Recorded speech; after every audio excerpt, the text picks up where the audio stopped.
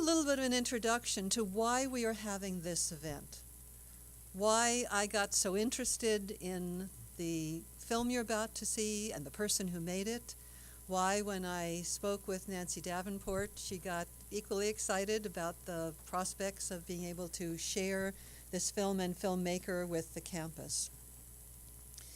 Then, if our speaker hasn't arrived by the time I stop talking, and I will not talk long, we will view the video. And then we will meet its maker. With luck, she will have arrived by the time the video is done. Early last summer, I got an email from a listserv that I was on talking about a film I hadn't heard about. It was called Out of Print. And it was being shown at the Tribeca Film Festival in New York, and I knew that was a pretty nice film festival. So I clicked through and I saw what else I could learn. And then by sort of following my way, as we do on the web, I found that the documentary filmmaker Vivienne Romani was going to be in Washington. And she was going to be showing her film at an event of an organization of educators in Washington. So, not being shy, I tracked her down. And I asked, could I come see the film? Because as some of you may know, my research for the last number of years has particularly focused on the way we read on screens. I see one of my students nodding, as opposed to the ways we read in print. I'll bet that this was a person with whom I had kindred feelings. And Vivienne very graciously said, of course. The film was supposed to go on at 10 o'clock at night. It was the end entertainment for this group. So I went down to the Hilton on 16th Street. Mercifully, Vivienne was there with nothing to do in particular until the video went on, and we chatted as if we had known each other for years about the things that we knew were our shared interests. So please make yourself comfortable. So then their DVD player didn't work, and it went on and on and on, and finally close to midnight, we got to see the video. It was worth staying for. So I'm delighted that, given her incredibly busy schedule, that Vivienne, once she gets here, is going to be here to share why she was interested in making the video she made. I'll tell you the smallest smidge about her background. She has made 2 that I know of, really wonderful documentary films. This is the second of them. She's had many years of experience as a librarian. How many librarians are in the room? Okay, more kindred spirits, right? And she's very much not just in love with books, but concerned about what their future is. I will say no more. You will see some people you recognize. You will hear some voices you recognize. I will just tell you that I went to see, I'm not going to remember the name of the county. August Osage County. You will hear a voice. When I was watching the movie, I said, it's the same voice. You'll know what I mean when you start watching. Thank you. Anyway, it's just really a pleasure to be with you. It was touch and go with the weather conditions, but here I am. And so why did I make this film? I don't know if you got a chance to see a little bit of my background, but I was involved in a few major research libraries. And I was involved with digitization projects. I thought it was very exciting. It's great, at the Library of Congress, at Hopkins, and at UC Berkeley. But then one night, a couple of students said to me when they asked about their research projects, and I showed them the print information and the online information, and they said, do we have to use the print also for our research? I said, yeah, if you want a good research project. They said, never mind, we'll change our research topic. And I started thinking about that, and what does it really mean? I never thought that one would replace the other. I always thought they would work together. And then I left libraries. Then I noticed that there were a lot of articles coming out. The book, one of my favorites was Web2 book dropped dead. And I started pondering about what are this character book has been a very important character in our lives. We love it, we hate it, it makes us cry, it makes us angry, and it's always been persecuted. There was, so I started thinking of a film, an animated film, with, censorship, personified animated censorship going after the book, fire, ignorance, decay. But then it was really like sitting on top of a quiet volcano that just erupted. And there were so many changes and so many things going on daily. And this is how it came about. So I'd like to open it for questions. Yes. How did you get to interview some of these experts in the field? Yeah, I'm just curious how you introduced yourself. Is this on? Yes. How you introduced yourself? How did you find Bezos, the journalists? How willing were they to take in the movie? Well, it's very interesting. You can all hear me, right? Great. Now I can move a little bit. Well, it was very interesting. Some of them were so willing to help. I just actually emailed Tubin. I emailed him, cold turkey. And he said, sure. And I ran into him on the subway that morning, and I said, oh, I'm the one who's going to be interviewing soon. Thank you so much. He said, I'm glad to help a fellow artist. It was that simple. Bezos, of course, make a long story short, if you have a direct contact to anyone, they usually say yes. It's only when you have to go through their gatekeepers that they always say no. So through publisher friends, and as with Meryl Streep, that was a really late acquisition. My music, he was incredible. There he is, Alexander. He's done some very serious films, and he kindly donated the music for this film, which was amazing, and it's all original. When I was reviewing it with him, he said, so what's your ideal now to finish the film? I said, Meryl Streep would be nice, but I think I'm giving up on her. I got another one who was, you would recognize the name, but it wasn't Meryl. And he said, oh, come on. We know you always know somebody who knows somebody, so just think about it. So he gave me the incentive.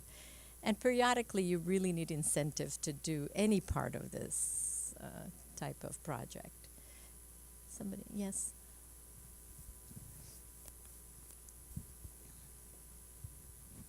When you started this project, did you know what the outcome would be? Did you know what the final messages would be that would culminate in the last act, if you will? Well, I think this will answer your question. The first cut of this film was called Precipice. So I approach films, as most people, with a real tabula rasa.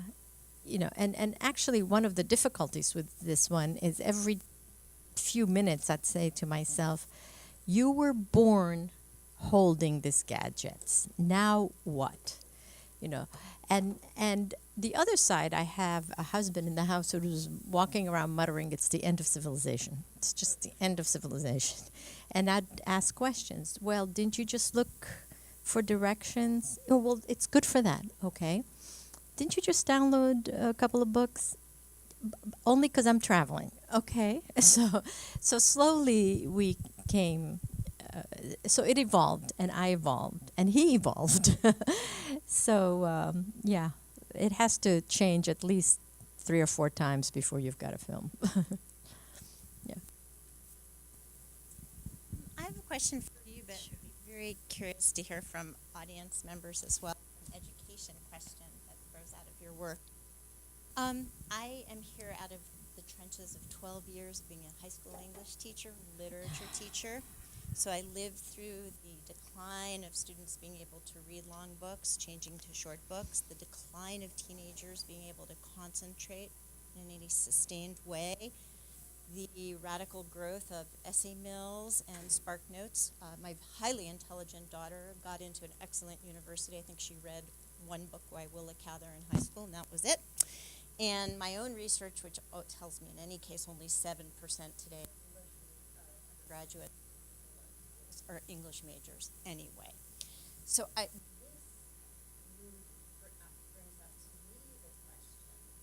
especially again when you're talking about students, is there any point anymore to teach literature as the basis of literacy education? And should we not now perhaps be shifting more to either a humanities-based kind of program where great ideas are explored?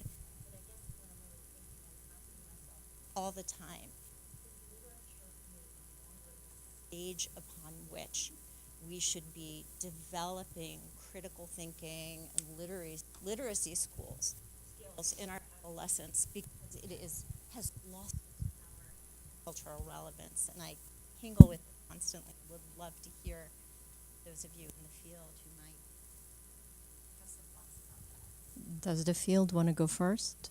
The field and the movie maker, it seems that this I have a lot of answers for that. Yes, it is.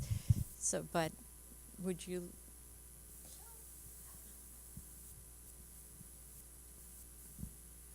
One literature can be effective is that it allows the learner to share a story with other people and immerse him or herself into the context of the story.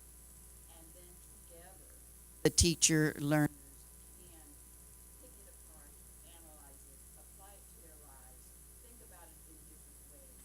And so it is still a tool because of the content, whether the tool comes in the written form or in a film or in the oral presentation, reading out loud. However it's delivered, it's still content that allows that learning to happen. Yes, I completely agree with you. I'm sorry. There's another one. Yeah. Yeah, it was interesting that Bezos was saying he learned more from fiction than nonfiction. And, it's the one of the dictums in writing is show, don't tell. And I think as opposed to telling somebody, letting them discover it in fiction is much more powerful. Yeah, I agree. We should not give up on literature. I mean, it has been proven over and over again that reading fiction, reading Beckett, reading a story, a full story, not bits and pieces, is very indicative of the success of a labor force and of the economic well-being of a country, period. Now, remember, a long time ago, stories used to be performed. Stories were heard on gadgets. So I think we do have to present the classics as well as other literatures in various formats so that they get the critical thinking, they get the ideas, they get to understand what was being transmitted throughout the ages that really we do not want to lose. I'm sorry, you had some. I didn't want to interrupt you. I'd like to follow up with what you said, conjunct with what's been brought up. Robert McKee is, for those of you that don't know, wrote a brilliant book called Story. He is the guru in Hollywood about the key role of story in civilization, and that in every form we look for story, whether it's a great news story, whether it's a great novel, whether it's a classic Greek play. I taught literature in high school for 11 years. I teach here at the SOC I teach screenwriting. I've written 11 screenplays that were 3 were optioned, and I write novels. But at the core of that, what I find when you're dealing with students is that students are fascinated with all the internet, Twitter, everything. When you talk about story, basic elements of a character arcing, of a character, a person learning something, influencing other people, antagonists, basic elements of a good story, they're wrapped with attention. Because that's in our nature. That's in life. And so your comment about literature, I think, is at the core of story. And obviously I'm biased because I'm also in literature, but story's critical. Yeah, And that's why I love I your film. actually interviewed a professor at Princeton who was doing studies. I don't know how many of you know The Moth. He got his inspiration from being at The Moth once, and somebody got up and told a story, and he saw the reaction of the audience, and he thought, this is amazing, what's going on here? So he decided to actually do his entire project on how does the body respond, how does the brain respond to a story. And he took a story and he cut it apart and turned it upside down and inside out, and he had people listen. And what was fascinating, he never made it in the film, what was fascinating in his findings at the time, and he was still continuing, reading was the next phase, this was listening, he said that this rarely happens in science apparently, that all the brain lit in everywhere, not only for the same person every single time he heard the full story, or she, but even with other people, the same brain light. So apparently this is quite phenomenal, yeah. Between people and within yourself over and over again, it's the same thing. So the power of a story is important. And I have an anecdote that will illustrate that. I know a young man who now is a chef, but when he was a young teenager was very much ADA, and he was the son of a librarian and a college literature professor. And it was about the time that Harry Potter was coming out. And I was visiting, and he had one of the books in his hand, and he said, "Oh, how do you like this one?" And he said, "I won't know until I've read it 2 more times." And I said, "Why 2 more times?" And he said, "Well, the first time I read it is to get the basic storyline. The second time is to find out who the characters are and how they interact with each other. And the third time is to read it for flavor text." His word, flavor. I said, "What does that mean?" He said, "It means things like, she ran quickly, he whispered." And it, adverbs, adjectives, it's what brings the story to life. And he said, after I know those things, then I can read the books for pleasure. And I thought this was one of the most astute young men I had ever met for being willing to do it. But it was the power of a story. He said, "I have to read Harry Potter because everybody else is reading it." Well, it's very interesting what you said, because that's brilliant.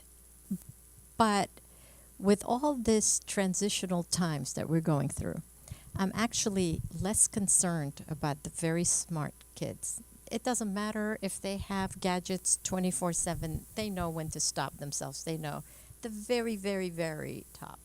Then you've got the very challenged kids, either physically, economically, or whatever.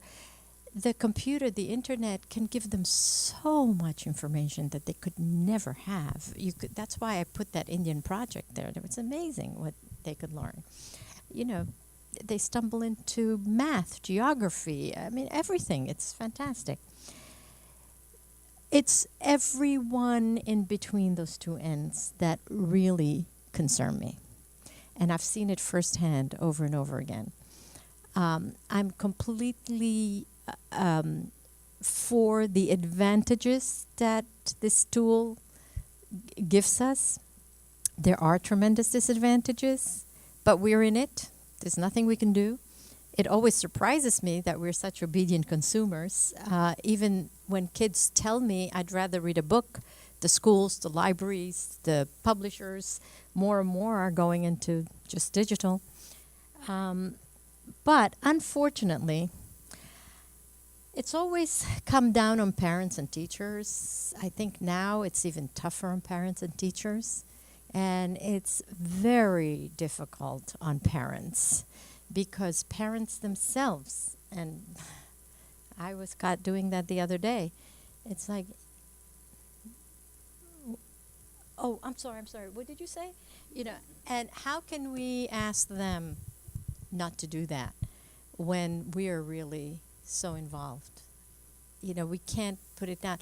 There've been a lot of, I think we are in a transitional period, and I think we'll figure it all out because we humans do. You know, I don't know if you know John Perry Barlow.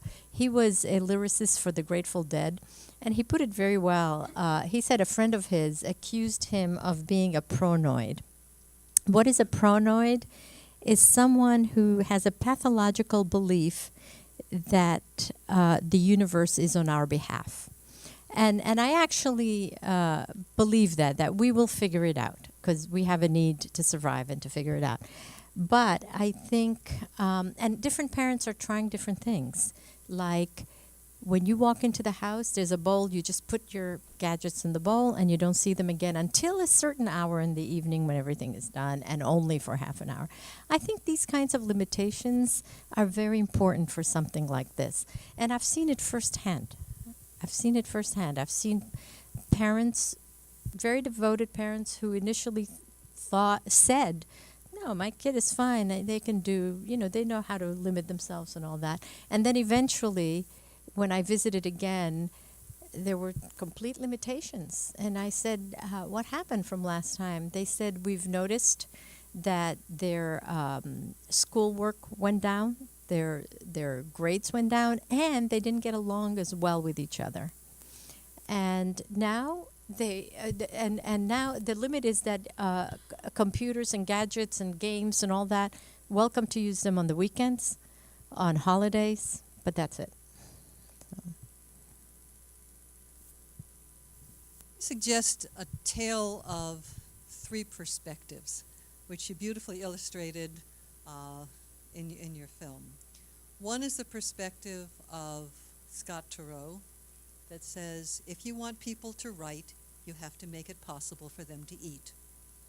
Another is the perspective of Robert Darnton, the librarian at Harvard, who says we need to make things available to people, and hence he engineered the Digital Public Library of America, which launched on the 18th of April, not in 75, hardly a man is now alive. It launched when on the day when Paul Revere went on his famous ride saying the British are coming. So it launched last April. And if I'm understanding correctly, because I haven't known all the dimensions of it, he's looking for anything that a library owns that's digitized to be available, including things under copyright. But I may be wrong on that. And then you have John Perry Barlow, who in addition to his interesting activities with the Grateful Dead, I believe, someone correct me if I'm wrong, is the man who said information wants to be free and runs an Electronic Freedom Foundation and so forth, and really says, you may not get money out of this, but you'll get knowledge and you'll get exposure and all those other good things, which doesn't answer Scott Turow's question of how you're supposed to eat. Put these three people in the same room. You did beautifully with them individually. Put them in the same room, and how would we come to some kind of agreement? They'll kill each other. No. I'm sorry, I couldn't help that. These are really important issues today, as you said so beautifully. And remember, even with all the restrictions, that was true pirating, what we were doing. That was live. We actually were searching for Scott Turow's books and downloaded them. We just didn't finish. We stopped before they fully downloaded. And also and it was that simple, really. It's like, okay, let's get the camera rolling while we do this search. Oh, There it is. So, and you saw that, what was it? 45% admitted to, well, 30% admitted and 15% would rather not answer. So as far as I'm concerned, 45% admitted to pirating books. So it is an issue. It's not clear right now what the answer is.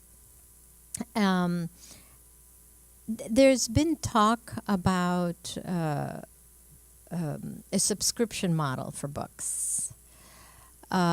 There's been talk about, well, there's a lot of self-publishing out there. What was interesting to me is that I'm up on the statistics, so not much actually has changed. And the statistics that I read recently, the set of statistics said they asked writers 8 reasons why they write. To make money was the 5th down, which was very interesting to me.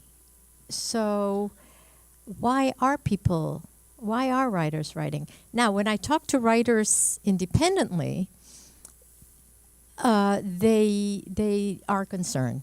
They say they don't think they can make a living anymore writing. So I don't have the answer, but we will see answers develop in the next 5 to 10 years. We have to. They're still debating back and forth. And Darcy Chan has successfully published a book the traditional way, and she's commissioned to publish a 3rd one. And she much prefers the traditional way. And as far as making money self-publishing, right now, it's not that great. In the future, I think it's a battle between the ability to make money, but also everybody's going to publish a book. I mean, I'm exaggerating, obviously, but there are so many books out there. I mean, you saw, and it's getting worse. Everybody, I mean, I belong to a lot of these lists, and hey, I'll publish a self-publishing book. What they're really looking for is what's the right software? Do you need a cover? You know, they're technical issues, not whether or not I should publish a book. Remember when publishing a book meant you better have something really, really good to say?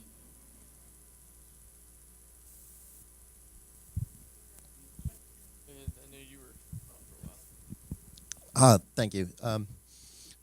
I have an 8-month-old daughter who's I'm slowly selling off pieces of my library as her possessions grow. So I've been thinking very carefully, I'm being a bibliophile, about the relationship between what books and child rearing in my house. But 2 quick comments. One is that I'm a historian, and we like to think progress is linear, but it isn't. There are gaps, there are reverses, there are dark ages, and that's going to happen. We're going to lose information even as we collect it, and it's unfortunate, and all we can do is try to limit the loss, I think. But while we're being flooded with all this new information, I'm thinking about how we find what we're looking for. And I have a bad habit of reading readers' comments on the Washington Post, and people can't discern the difference between a news story, a feature article, an editorial, and they're always angry at the writer. They're always spewing this stuff about, you didn't put in what I wanted to read about. And if we're talking as educators or parents about, how to help our children, whether they read in a book or a computer or some new format we don't know, the ability to teach them how to discern what they're looking for, what they're reading, what it is, what the quality of it is, I think is going to be important, because, the good stuff will survive in large part if it's good enough, if it's needed. And we'll have people, we'll develop, new librarians will help us get to those places. But if they don't know what they're looking for, if they don't know what to ask for, it's going to be really difficult to get at the information just because there's so much out there. It'll just be lost in the noise. Yes. You know, I like Code Academy. I don't know if you know, there's a Code Academy online, free. It teaches, not 8 months old, older kids how you create code. And what I like about that is that it's important to know how the computer contains information. The input is fallible. Ask for, it's going to be really difficult to get at the information just because there's so much out there. It'll just be lost in the noise. Yes. You know, I like Code Academy. I don't know if you know, there's a Code Academy online, free. It teaches, not 8 months old, older kids how you create code.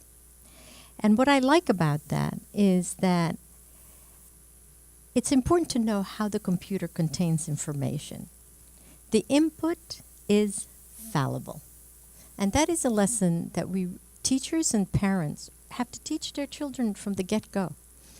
It's like I used to, well, never mind that. The other thing you hit on is extremely important. How do you decipher what is relevant and good information and what isn't? Again, parents and teachers, we have to be very critical. You know, I remember saying to the kids, look, that's a commercial that you're watching. It's not true. They want you to spend your money and to buy the Coke. It's not good for you. Look at the studies, it rots your teeth, it rots a nail.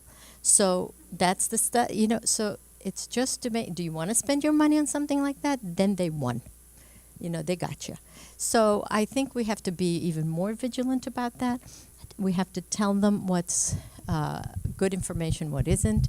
We have to show them how you have to find, like we did with print, the resource, the source, the original source, who is saying this. But you also unintentionally really depressed me because I agree with you. I mean, I tell my husband I went from being totally mediocre to being super, super, super smart by changing nothing. I didn't do anything. It's what's around me. The people who are... I asked a very smart young woman a few months ago, I wish we had more investigative reporting. I really miss that. And she retorted with, I read 5 articles in the New York Times today, and they were all good. I didn't know how to respond without offending. So I ended up saying something pretty stupid. I said, well, what is your definition of investigative reporting? And everybody around me, what? What? You're really... But she was talking about she read 5 good stories, 5 good reports. Okay, that's not the same. So I think our task is huge, and I worry also because the teachers are being trained by people who are being raised in all this. So our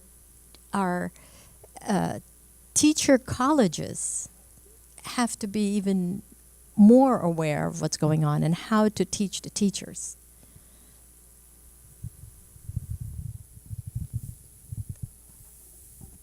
My son makes commercials, They're not true. and they're absolutely true. I loved your movie. You touch on a lot of Thank different you. points, but there are 2 very different issues. The commercial issue, which is important, but not nearly as important as the issue of learning. And, we've gone from the clay tablet to the electronic tablet, and as one of the teachers said, they're just a tool. We have to distinguish between the container and the content.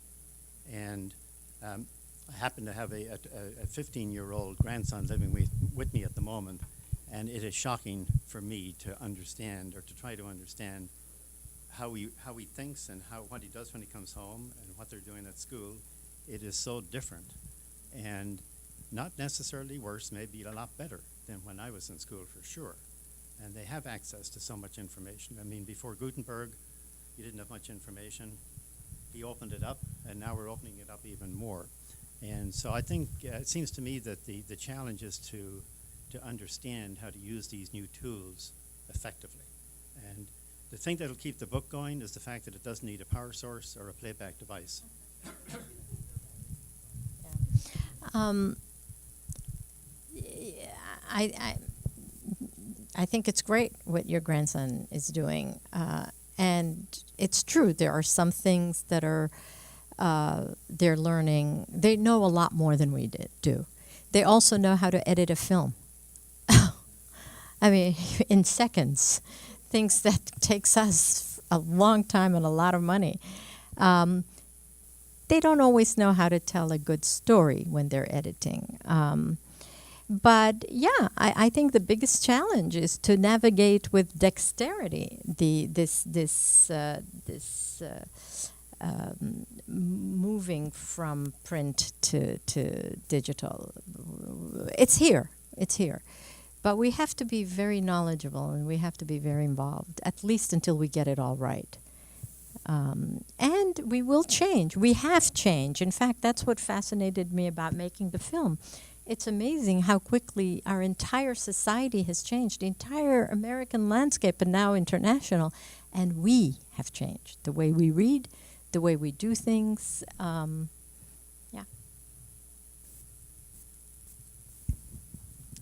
It seems like as we're talking about how it's a difference between learning how to use them as tools, we also have to overcome prejudice. Because I'm the one who goes to the library and prints everything out, and my friends are like, how come you didn't just read it online? What's wrong with you? And I'm like, I also read for fun too. I'm sorry about that as well. So how do we, in learning how to use them better as tools, how do we get across this divide between your either camp technology or camp book? That's a very good question. You can imagine the prejudice. I used computers since 1982, and I used a Handspring Trio 20 years ago, and that was touch screen, and it was the best tool. I always threaten to write an article comparing, because I still have two of them, the Handspring Trio to the iPhone, and showing you how it was a superior gadget. You know, because you had both. Okay, we didn't have apps, but that's something that you do outside the phone. So the prejudice that I get, which is another end, is, oh, you're over 30. There's no way you know any of this. Let me explain it to you. In fact, when I went to Apple a few times, or even called them, the Apple Store, when I only used it twice, but when I was patronized, I got so upset. I finally looked at one of them in the eye and I said, I've really been using these things since before you were born. So, and it's the truth, So, no exaggeration. So I understand your prejudice. You're facing these kind of prejudice. But I would just say to people, I like both, Oh yeah, I love it that way, and I go overboard. I kind of show them, hey, look what I just found. Did you try that one? And then I realize, you're being so apologetic. Stop, But it is a way of telling them that we do both. Just they live side by side. There's a movie for you with Keanu Reeves. He did it. It's a documentary how film has split, and he called the film Side by Side. So you can quote Keanu Reeves and say, hey, he does film side by side. I can do paper information side by side. Yes. I just have one quick follow-up, which is, understand digital literacy piece, but I don't understand the optimism you have about the consumer and the reader, in the sense that those of us who work with teenagers and young adults have seen the decline of the ability to concentrate. So forget long form. I mean, just forget it. It's the rare undergraduate or high schooler who's going to sit with War and Peace. It ain't going to happen. Maybe, but SparkNote's much more likely. And even more, I was so intrigued. I read a Pew Research report lately that said 80% of teens or college students sleep with their iPhone on their pillow. Yes. they do. I mean, Those two- the solitude is really not tolerated by young people. So if you can't be alone, you can't concentrate. How's that long book going to get read? And where's the, like, let's get down and dirty with that. Okay, let me- How's that going to happen? Let me Who's gonna read those let me books? answer you about that. The kids that I interviewed there went to the best high schools. No, they were not. I wanted to believe they were stupid, but they're not. No, they went to Bronx Science. They went to I forgot the other, Stuyvesant. The college students, Brown. I'm telling you, these are the top. Whatever you call them stupid, they may be stupid, they may not be stupid. But the fact, no, it's not you. The fact is, somebody who really understands them. No. The point is, they went to the best schools, and the optimism comes that some of those have started when they moved on further in high school, understanding the competition that existed out there, and they had to get into college. The college students knowing that good writing skills were important in the job force, the labor force, they started doing a lot more of that, of the reading and on the focusing on the concentration. Yes, the attention span is the worst. Worse. People talk to me about, oh, come on, it's no different than TV, like the MTV guy. Yes, it is. It is with you morning, noon, and night. It's as if you carried your TV lightly all over town. And worst of all, you also interact with it whenever you want. So not a positive interaction, not Dora the Explorer. And I'm very close to kids, and I definitely saw a downward turn from starting at about age 11, maybe a little before 11, like 10 and a half. It's tough from 10 and a half, 11 till about 15 or so, 16. It's very tough. One of the things, besides the parents and teachers, one of the reasons I have a little optimism is there are people trying to figure this out. For example, algorithms, from another point of view, not the children. I hate algorithms. I love them. I hate them. Why? Yes, it's fun if you can really tell me what other books I would like this one. But you're not expanding my brain.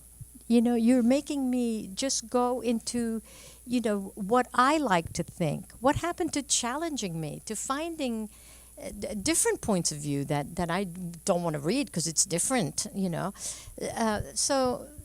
But there's a man who actually was involved, a young man who's actually was involved in building the Kindle. And he created something different. He created a software now, he's testing it, where it actually reads the entire book, the software. And it analyzes it based on syntax, words, the way it's written. It's a deep analysis. It's an analysis of a book, and then tells you this is how this book is done, and instead of the algorithms. So you could see they're trying to understand this. My fear is what happens when all the people who know and understand and appreciate all this are gone, but that's not going to happen because, that's not how the humans evolve.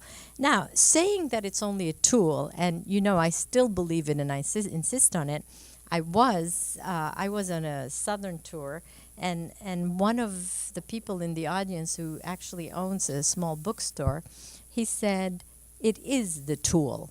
And he said, I just did a search. I could have sworn he said a title of Shakespeare. And he said it took him till the third or fourth page to see that the original author was Shakespeare.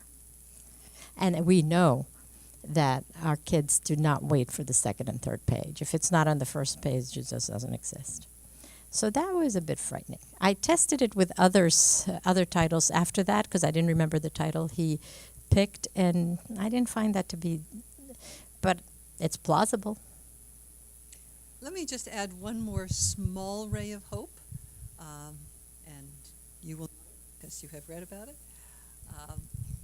If you actually ask college-age students individually, rather than in a group, because there's a lot of posturing that goes on. I mean, adults do it, I don't mean adults in a bad sense. 30-year-olds, 40-year-olds, 70-year-olds, when we get together, we often want to seem that we're fitting in, right? But if you ask individually, 18 to 24, 26-year-olds, because I've done this in the United States, here at AU, I've done it in Germany, I've done it in Japan, they will tell you the following kinds of things. First, that if they are reading on their phone, if they're reading on a tablet, if they're reading on a computer, they get distracted. They can't concentrate. They're aware of it. If you say, if the book costs the same in hard copy as it does electronically, which would you prefer? And they'll tell you they want the print copy. Yep. So part of what we're seeing, I don't think, is an inevitability just because we see certain kinds of behavior patterns, particularly in groups. I mean, I was fascinated by the women that you had together, the coffee clutch, as it were, when one of the women said, "This is where it's going," and another one said, "What can you do?" Well, there are things we can do of the sort that you've described, but it's also a lot of the people themselves who don't necessarily believe what the group seems to believe, and the group may not actually believe it. It's what they feel they're supposed to believe. So I see a little inroad there. Yes, I asked even the 9 and 11-year-olds, what do you prefer really? And they said definitely the print book. It's less distracting. And by the way, Jane Friedman, I saw her recently, and she said they do not upload to the tablet. It's too distracting. She likes the Kindle, and especially, first of all, I told her, well, the Kindle, you can still do all that. Yeah, but it's not as much fun. Nobody really picks a Kindle to do the multimedia. They do, or the multiple. The Kindle usually they pick because they want to read books. Well, I have. That's right. Exactly. I agree. Yeah. Now I have a 9-year-old granddaughter who's. She really baffles me because the first 5 years I could not interest her in a book, and I used to read books to everybody at that age. And I thought, okay, here's one who we lost. She's 9 years old. She reads this thick, and she's totally engrossed. And she told me the other day, she said, I could read it in a Nook or a print. Once I get into it, she says, I don't care. I don't know where I am. So,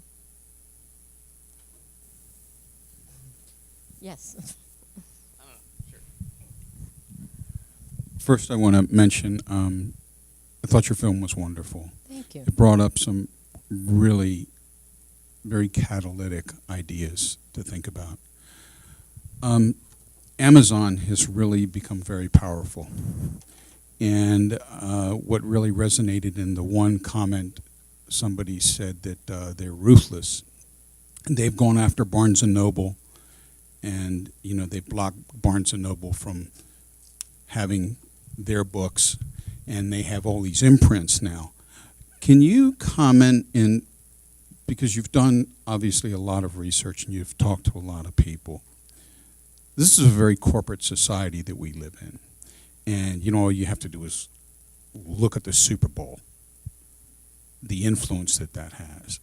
And if you look at how companies market, but market their products to push their particular products, what effect will a major corporation like Amazon have long-term in terms of the spectrum of materials that's really offered, that really represents a diversity of a civilization? I mean, that's basically I know that's a huge question. It is a huge question, and I think I'll go back to what can we do.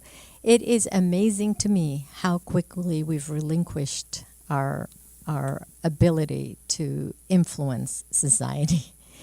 We have a lot of our minds. We are victims of this fast-moving society. Even though I hate to use the word victims, this is what there is. We don't write letters. Schools are going digital, which is fine. But at least we should. And although I shouldn't have said that, because there are some amazing efforts going on in education. There's the Common Core curriculum that's really catching up. There is the inverse classes where they do their homework in school and they're given assignments at home. I mean, there's some really amazing things going on. About they work, they don't work. We're still in transitional times, and when we all say we want both, well, one of the reasons I made the film this way is I really wanted to show the interconnection between all these subjects. You can't have kids say, I want to read the printed book without doing something about it. Who's going to publish it? I don't know what the new business model for a publishing company is. If there's a perception that everything is going digital, the books are going digital, the bookstores are closing, the libraries are turning into coffee shops. So this is one way of addressing. You got to do something about it. You have to write. You have to be. You have to. Even book lovers, they go to a bookstore, and they'll see something they like. They scan it. They go home and they go and order it from Amazon. So, I've met the enemy, and it is I, or something like that. I mean, you had a question. I'm sorry. You had a question before? You get the last one. Well, Dickens published initially in serial form. Maybe we need to go back to that. Right. And with the short attention span. Right. But I would argue for Amazon, I think it's the opposite effect, that they have made books too easy to acquire. and I don't know how many millions of titles they have available now. And they are cheap. They're making them affordable for a lot more people. And they're trying, because now they're saying if you buy the digital, you can buy the printed for a lower cost. I forgot exactly how much. So some of these things are slowly coming out, yeah. And also they publish the singles for people who... I mean, my impression when I spoke to him is that he's a real book lover. He has a book club at Amazon. Yes, Jeff Bezos. But he could have tried to have a cost model of his books similar to what Apple proposed, but he just decided to take a loss, as he does with a lot of his products initially, because he just wants to sell everything and wants to do everything. And what we want to do is thank Vivian for making the trip here today. Oh, no. Thank you for coming, and really, thank you for coming, for participating. I really enjoyed being here. It's been a vigorous discussion, and we're so delighted you came to do it, and the arduous trip that today's weather meant to be able to come and do it. It was just surrealistic. Every time we thought we were going forward, we You went didn't. backwards. I've been to New York recently, and actually this is the only time it's snowed in New York that I haven't been there. So I'm delighted that somebody else got to experience it rather than me. This is also a group, all of you, by your discussion today, who are sort of people of the word and people of the book. And the University Library has a book club in cooperation with the School of Professional and Student Studies. We have flyers on the back table. And the reason we've put this together is a couple of years ago, the Library of Congress and their curators put together a list of books that shaped America. That's the title of that series. And they're not the prize winners necessarily, they're not the best books necessarily, but over time, we've argued about them, we've loved them, we've hated them, we've raised our children according to them, and we've cooked by them. So The Joy of Cooking is on there, and Dr. Spock is on there, and The Master's Book of Sex is on there. But the next ones that we are going to be doing in our book club, which is always led by a faculty and has vigorous discussion. We have several people in the room who have attended all of them. On February 18th, we have The Fire Next Time by James Baldwin, led by Kyle Dargan, director of the Creative Writing Program here at the university. on April the 1st, we have Stranger in a Strange Land by Robert Heinlein, led by Patrick Jackson, the Associate Dean of SIS, the School of International Service. And then later in April, we have Atlas Shrugged by Ayn Rand, which I have never made it my way through that book. I'm the librarian here, and I've never made my way through. And I actually am not so much a book reader as I am a book listener. People read to me every day while I do multiple things. And I've still never made it through Atlas Shrugged. But we will have Nia Mehta, an assistant professor of SPECS, the School of Professional Extended Studies, leading that discussion with us. We don't check you as you come in to see if you've read it. You're free to say, 30 years ago when I read this book, and we have a lot of those kinds of discussions. So please pick up the flyer and please come back and have dessert, coffee, and share a book talk with us. Thank you for coming today.